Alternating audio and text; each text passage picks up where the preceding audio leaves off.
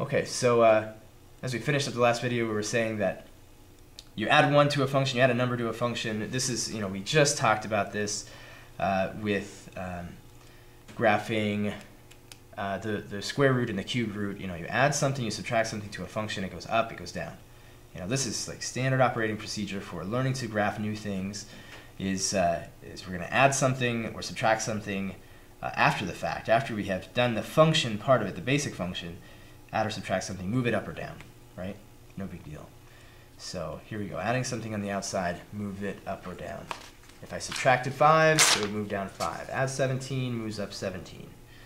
How about this function? F of x equals,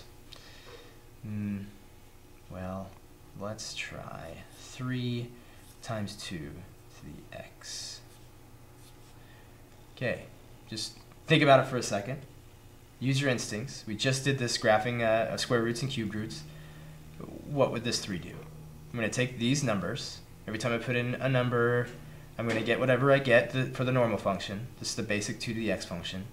And then I'm going to multiply it by 3, so they're going to get 3 bigger. Okay? So think about what that would do to the graph. Let's plot some points.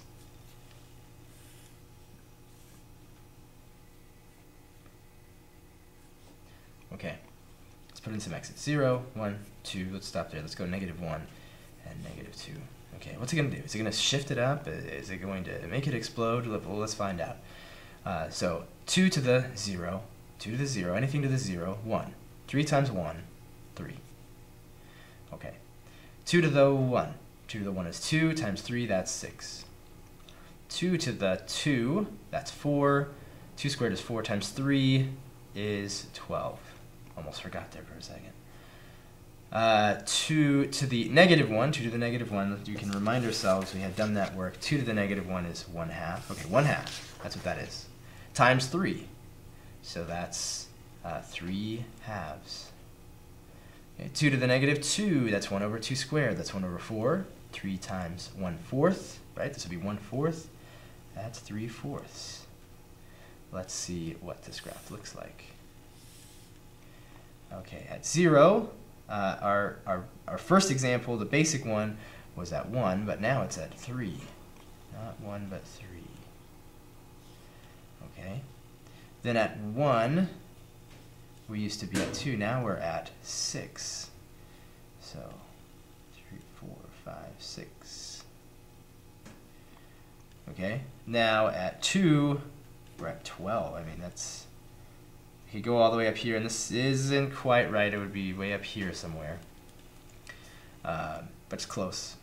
Let's come back to -1. -1, comma, 3 halves. Well, here's a half, 2 halves, 3 halves. -2 and 3/4. So 3/4 isn't quite up to 1. It's like right about there, right? 3/4. So let's connect all these points with a nice smooth curve. Okay, how does that compare? Let's look at the basic one here. All right, here's this guy, and then here's this one. How's this one different from this one? Well, let's look at how they're the same. Did it move up? Did it shift up?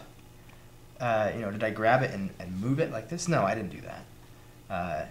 I would never do that. Because we're multiplying it by 3. We're not moving, we're not adding a number, we're multiplying it by a number. So all these values get multiplied by a number.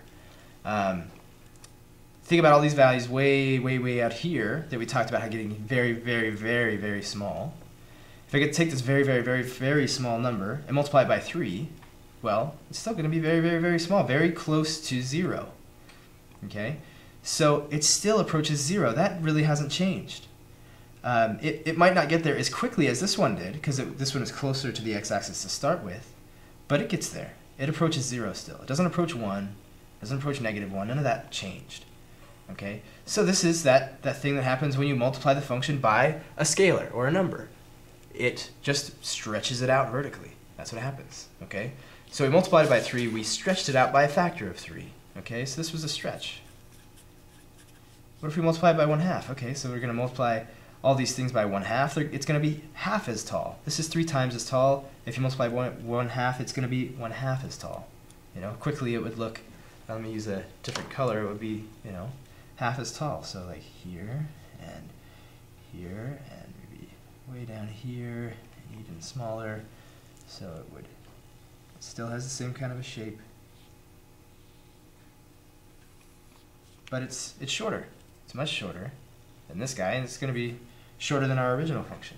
Okay, so that multiplying by a number out here stretched it. It might shrink it if this number were a fraction that's less than 1, between 0 and 1. Okay. What if it were negative? What if it were f of x equals negative 2 to the x? Well, let's look at x. 0, 1, 2, negative 1, negative 2. These are good points here. Let's see. What kind of values did we have to start with? Just 2 to the x. 2 to the 0 was 1, but negative 2 to the x, 2 to the 0, would be negative 1. So all these values would become negative. It was positive 4, now it's negative 4. It was positive 1/2, now it's negative 1/2. It was positive 1/4, now it's negative 1/4. Okay? What would that look like? How would you describe that change? Well, we have all negative values, so let's plot down here, and I'm sure you've already guessed. It just has flipped it over.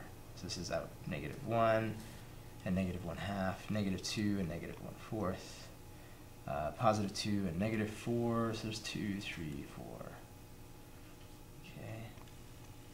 And it goes like this. So a negative out here, this negative, what did it do? It flipped it over.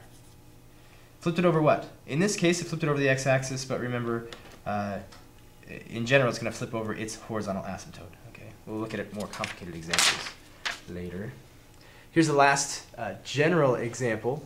The general example we'll use, we'll say f of x equals 2 to the x plus 1. Now, look, this thing is being added to x directly. You know, before 2 is raised to anything, we add 1 to it. Think about what has happened to all of the functions, maybe with the exception of trigonometric functions, but we're adding 1 here. What did that do? What did it do when we had it in the square root? What did it do when we had it in the cubed root? Let's think about that. So as we think about that, let's actually do some work here. So 2 to the x minus 1. Okay. Let's do 0, 1, 2. Let's go to 3. Let's go negative 1 and negative 2 as well. Okay. 0. 2 to the 0 minus 1. 2 to the 0 minus 1. That's going to be 2 to the negative 1. 2 to the negative 1 we should recognize as 1/2. How about 2 to the 1 minus 1? 2 to the 1 minus 1 is 2 to the 0. 2 to the 0 is, anything to the 0 is 1. How about 2 to the 2 minus 1? 2 to the 2 minus 1 would be 2 to the 1, that'd be 2. 2 to the 3 minus 1, 3 minus 1 is 2. 2 to the 2 is 4. 2 to the negative 1, to the negative 1 minus 1, that's negative 2. 2 to the negative 2, we have already done, that's 1/4. How about 2 to the negative 3? Or sorry, negative 2 minus 1, that would be 2 to the negative 3. That'd be 1 over 2 to the positive 3. That'd be 1 over 8. Ah, look at that. Okay, so what did that do? When we look at it, what did it do? Let's plot these points. 0 and 1/2. 0, here's 1, so here's 0 and 1/2. 1, 1. 2, 2. That looks about right. And 3, comma 4. That's 3, so this should be up here and not there. Negative 1 is 1/4.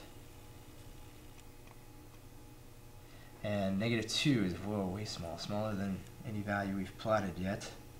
1/8. So let's connect these, right? Here's my other point, goes through there. Okay, you may have noticed that these values are very familiar. 1, 2, 4, 1/2, 1/4, right? Those used to be, for the original function, we had those too. We had,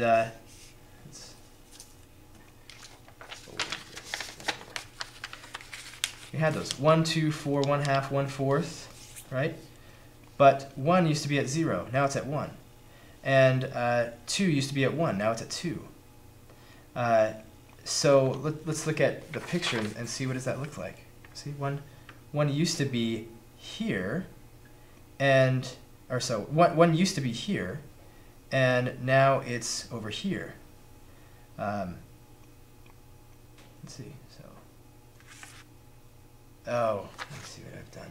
Okay, let's change our example to -1. I put a +1 by accident. My apologies. Hopefully you can catch up there.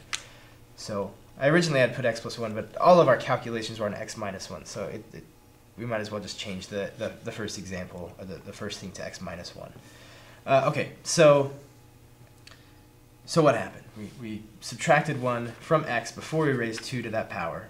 So what happened? So again, 1 used to be right here at 0, now it's over here at 1. 2, the y = 2 used to be here at x = 1, but now it's over here at 2. It just shifted, all those points just shifted to the right one. Okay?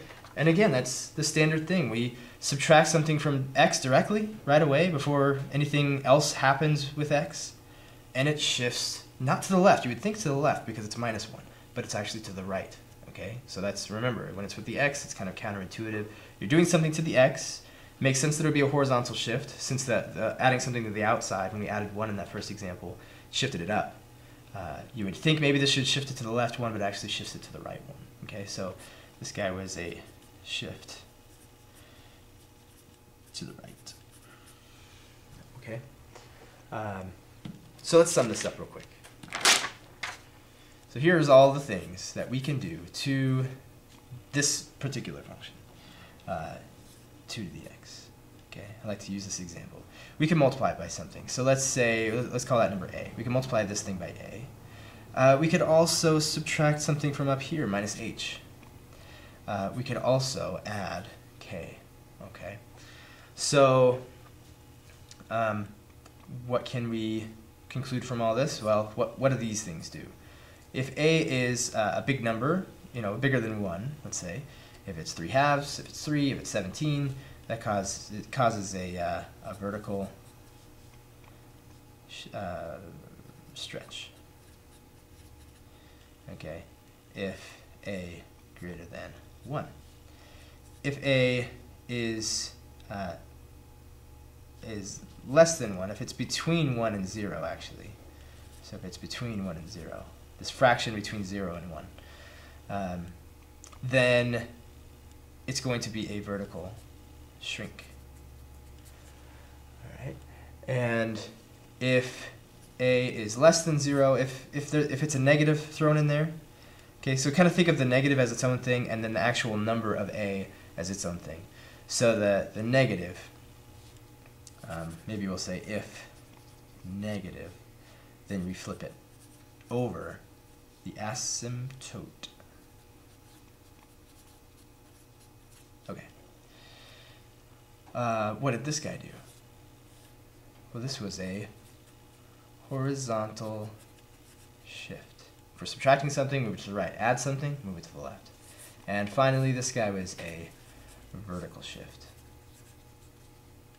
Okay, so that's a summary of all the things that we could do, all the ways we could change the graph of an exponential function, and hopefully you have some intuitive understanding of what exponential growth is and why we write it the way we do. So I will see you in the practice videos.